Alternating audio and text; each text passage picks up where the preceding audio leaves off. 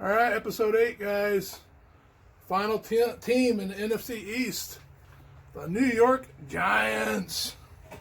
So we touch base on the Cowboys, Eagles, Redskins, finish up this division with the Giants, and then we'll give you a conclusion of how everybody is going to pan out in this division, what our predictions are. Like I said, they're just our predictions. We had some good comments on our Dallas video we did yesterday about some of the teams we thought Dallas might lose to or wins to. Keep the comments coming, guys. This is just our opinion. I said anything can happen in a football game, injuries, this and that. And I said, this is our opinion. Bring your opinions on. Let's have some good conversations. I said, it might be your favorite team. You don't want them to lose, and they might not. But I said, we're just having fun with this. We call it the Crazy Sasquatch because we make crazy predictions. We're just two guys having fun out here in the wilderness with the Sasquatch running around. So, we may be right, maybe wrong. Bring in the comments. If you like our channel, subscribe to it. I said, we're just having fun. We don't edit it. We just go with the flow of things. Do a little research before we do the team, and kind of go with what we saw last year on, with the teams playing, and our gut feeling. I do fantasy league a little bit, so I do research on my guys there. So, that's how I get some of my information. So anyway, bring on the conversations. Let's have some fun, guys. We're all NFL fans out here. Bring on the comments and let's have some fun. So let's get to the Giants. A little bit different than last year. Different quarterback. You guys got a new offensive coordinator in Jason Garrett coming from Dallas. So it may help Daniel Jones a little bit. Daniel Jones in his full second year. You guys lost Eli Manning. Jones is no longer looking over his shoulder at a very good quarterback. So it's Daniel Jones' team. And he had 3,000 yards passing last year, 24 touchdowns. Yeah, he had a lot of turnovers between interceptions and fumbles. I think he had 23. So, they need to protect him a little bit better. I think the teams are crowding the offensive line a little bit. Barkley can only do so much. He only had 1,000 yards rushing last year. He was injured 3 or 4 of the games. That hurts. You don't have your number one weapon on the team. You're kind of drop back go-to guy if all your wide receivers are covered. Talking about wide receivers, Daniel Jones never had all his starters on the field at one time last year. Between injuries and this and that, he never had his full regiment of his starters. So, for a second-year quarterback, or as a rookie year that year, never having your receivers to rely on. Actually, how they had the record last year of, I believe it was 4-12. First-year quarterbacks in the struggle. You don't have the weapons around you. Throughout the draft, it looks like they did first 3 out of the 4 rounds. They picked offensive linemen or guards. They're going to try to protect Daniel Jones a little bit. That's good. Barkley's going to be hopefully healthy back again. You got Ingram as a tight end. He's no slouch. He can get the job done. Defensive wise, here's where I don't know, guys. I saw Blake Martinez play for Green Bay the last couple years. Blake Martinez is a good ball player, guys. He's always dangerous. You picked up Bradbury. You already got McKinney and Peppers in the backfield. Leonard Williams. You picked up in the draft Xavier McKinney from Alabama, safety. It might take a little while for this defense to kind of gel with some new players coming in and a few rookies here and there. Later on in the draft, you guys picked up some more rookies. I think it's been a learning curve a little bit. You guys, if the wide receivers stay healthy, Tate, Slayton, Shepard, you guys got to stay healthy. Slayton there, I believe he was a rookie last year. He looked good when he played, but then he got hurt. Tate and Shepard, I would say a couple above average, wide receivers. They just got to stay healthy. Jones has got to stay on his feet. Throw the ball quicker, not get hit where you're going to fumble it. Know where you're throwing it. Don't throw over, double digits interceptions. That's easier said than done. But for a rookie, not too bad. I think Jones is going to be better. The Giants team, I think, going to be a little bit better with new coaches. A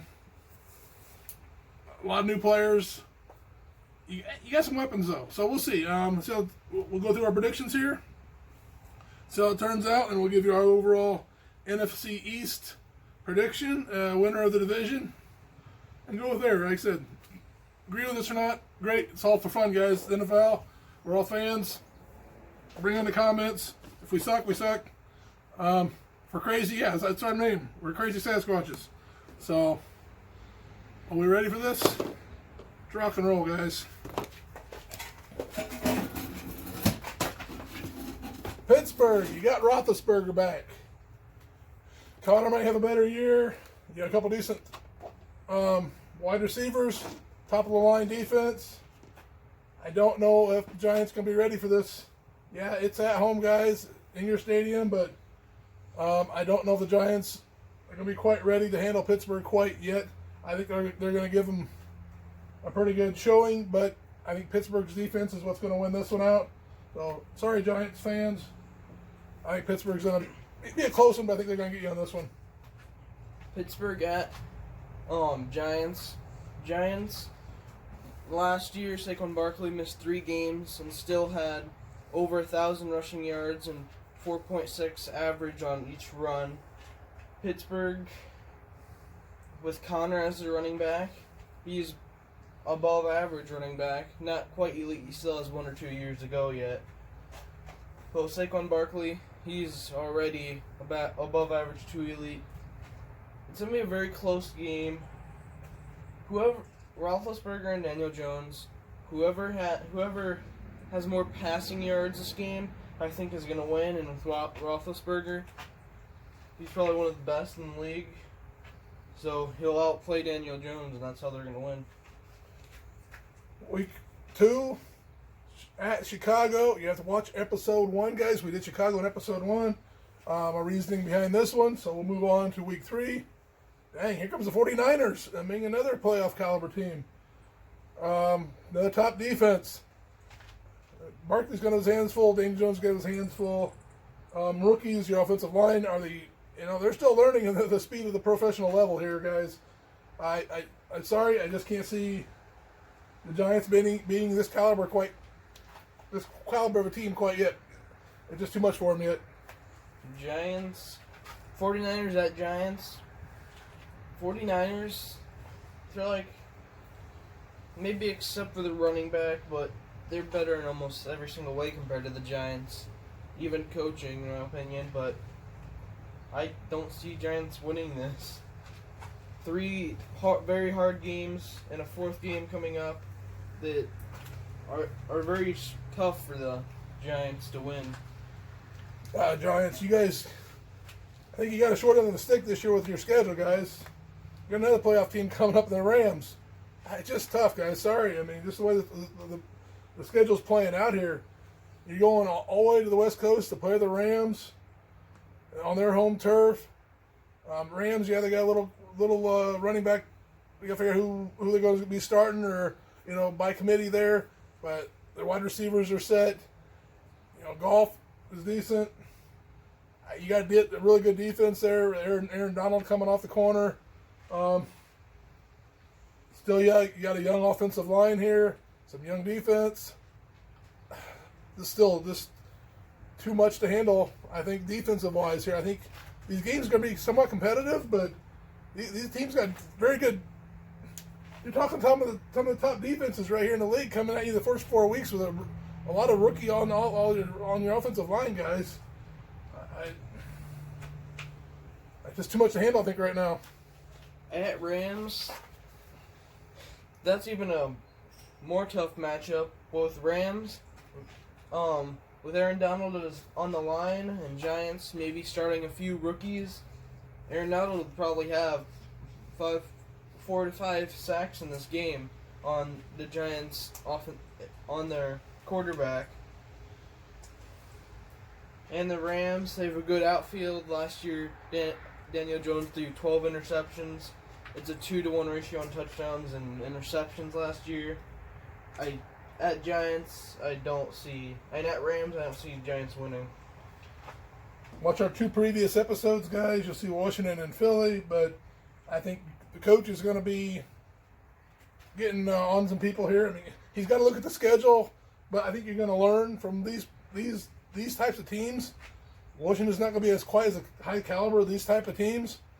I think this is a very very winnable game. Like you see what we said about it in our other episodes, but here's your first win of the season, guys. Okay. All right. Philly. We got. See, both of us disagree on this one. I think Giants go to Philly, kind of high on this game. Like I say, you watch our other previous episodes to see why I got them winning this one, but I just think they'll be on a little bit of a roll here, and I think they can pull this one off with their defense. It'll be a tough fought game, but I think they can pull this one off. Brett's got them losing. You can watch the video, previous episode, the Philadelphia episode, and see what he has to say about that one. Tampa Bay. Not your same Tampa Bay team. You got somebody called Tom Brady there now. Gronkowski's there now. Two very good wide receivers there. Defense, I'm not sure how that's going to play out, but I don't know if Giants defense, I guess depends how Tom Brady and their other guys that were there start melting. I mean, by now you're halfway through the season. They're going to be figuring each other out, how they play, calling, how Tom Brady plays. Where he's going to start figuring out what the wide receivers. Tampa Bay at this point is going to start getting kind of dangerous. They're going to start, molding as a good unit, I believe. I think it's just too much for the Giants to handle. I said very tough schedule, guys. Sorry. Tampa Bay going to Giants. Some say Tampa Bay is a Super Bowl team. Some say they're not even going to make the playoffs. I'm somewhere in the middle in that. Tampa Bay is probably an above-average team with their big-name players on offense and average to above-average defense. Giants, Saquon Barkley will probably have about 1 or 2 touchdowns this game. Saquon Barkley's going to probably be the number one, have the more touchdowns in this game than Daniel Jones or any of the wide receivers. Tampa Bay, they're going to be one of the best teams this year in the NFC. So I don't see Giants winning this one. Okay, Washington, Philly. Watch our 2 previous episodes. You kind of see the reasoning here. Part of mine is it's hard to beat a team toughness. It's hard to beat the same team twice in the same season unless you're that far off each other. I think these all teams are going to be a pretty close pack. And so, they're going to learn a little bit here. Hate to say it, Giants fans. Washington, Philly.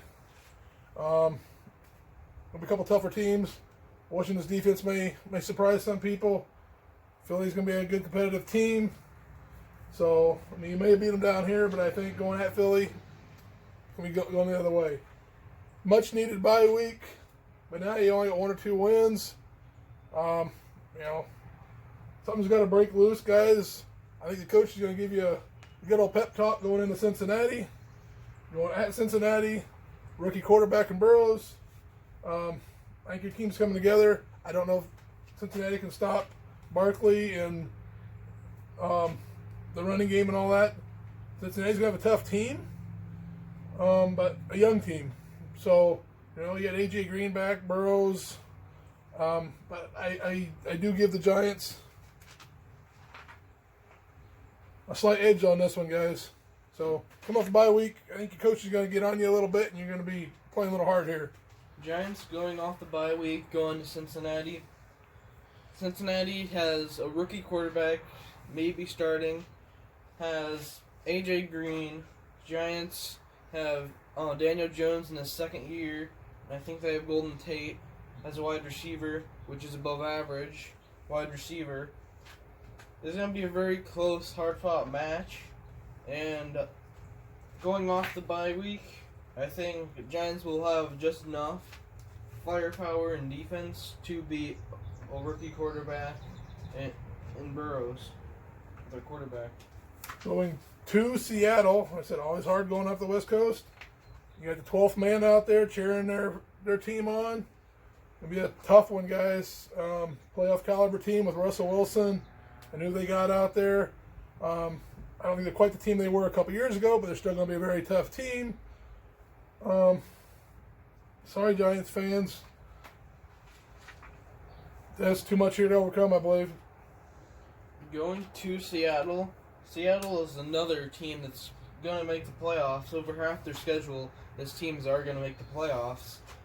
And again, like what I said with other playoff teams, I don't see Giants winning this. Even if they get more players on offense and defense, I don't see Giants winning this at Seattle. Arizona, guys. Arizona comes knocking. Your season's ouchy. Very ouch. You got a couple tough teams coming up on your schedule, but right now you got to worry about Arizona. Arizona, I think, is going to have a tough team. They added one of the top wide receivers this year. Otherwise, they didn't change a whole lot, though. But you got a second-year quarterback, a running back that you got traded from Miami last year. Going to be a tough team. But Fitzgerald, I mean, the ageless wonder. I'm not sure 100% about Arizona's defense. I don't see a lot of changes they did there. Barkley may surprise some people on this one. I'm calling an upset alert. Upset alert, upset alert. I think Arizona could potentially be a playoff team this year. But I just got a funny feeling about this game here. I think Giants are going to be nothing to lose. Let's throw everything we got out there. This place starts playing spoiler now. I think the Giants could pull this one off, just with the weapons they have. Arizona going to Giants. I predict Arizona's offense is probably going to be one of the best in the league, probably top 10, with DeAndre Hopkins, Fitzgerald, Kyler Murray. Those three they're going to have a lot of yards this season. Their offense compared to the Giants' defense, I give the slight edge to Arizona's offense. Giants' offense compared to Arizona's defense, I give the slight edge to Giants' offense. Both Saquon Barkley and Daniel Jones, they can just run the ball 90% of the time, and I think they would win this one. If Daniel Jones passes more than 75% of the plays, I still see them winning, but barely. But if they keep on running Saquon Barkley onto the Arizona defensive line and defense, I see them winning, not easily, but at least touchdown. Cleveland's one of those big question marks teams for me this year. What are they going to do? The team didn't quite come together last year with everybody they had. I mean, I just don't know if Cleveland. It's hard. They got, Myles Garrett on defense. You got a decent defense here, Cleveland. Offensive wise, if you gel, you come together, I think you got a good offensive unit. They should this year. I just don't know. I mean, the same thing you can say about the Giants. Like, you're a quarterback, but you got that proven number 1 or 2, 3 running back in the fantasy draft in Barkley. Could he be the game changer here? I think Giants right now are going to start learning. This is maybe another. I can't say it's going to be a upset. I'm not sure where Cleveland's going to be at this time. I've not looked at their schedule yet this far ahead. But I think the Giants are going to come in here mad and ready, and at home they're not going to want to look that bad. Cleveland's going down. Cleveland going to Giants. Cleveland, like I said in earlier videos, they are good all around. Probably an average team all around. Question is their coaching, like every year, if they're gonna have a good coach or more likely a bad coach like they had in the last 5 years. So be a very close game. The only factor that the Giants are gonna win by is at their home stadium. If it was at Cleveland, I'd give the win to Cleveland because I think these two teams are going to match up pretty equally. And the only difference is going to be their stadium. So I'm giving the win to the Giants. Baltimore. Ouch. Here you're going to Baltimore. I think Baltimore's got too many weapons for your defense to handle. I think Baltimore's defense is too much. They're going to come in. They're going to come at Daniel Jones. They're going to try to stop Barkley. They're going to try to take away your top weapon. I think they'll achieve it doing that. Sorry, Giants. At Baltimore, I already see about 8 playoff teams in their schedule. And about 7 in their front half. Against another playoff team, Giants are not ready for the playoff teams yet. Baltimore better all around, maybe except for their running back. That's with most of the cases, but against Baltimore, at Baltimore, I don't see Giants winning.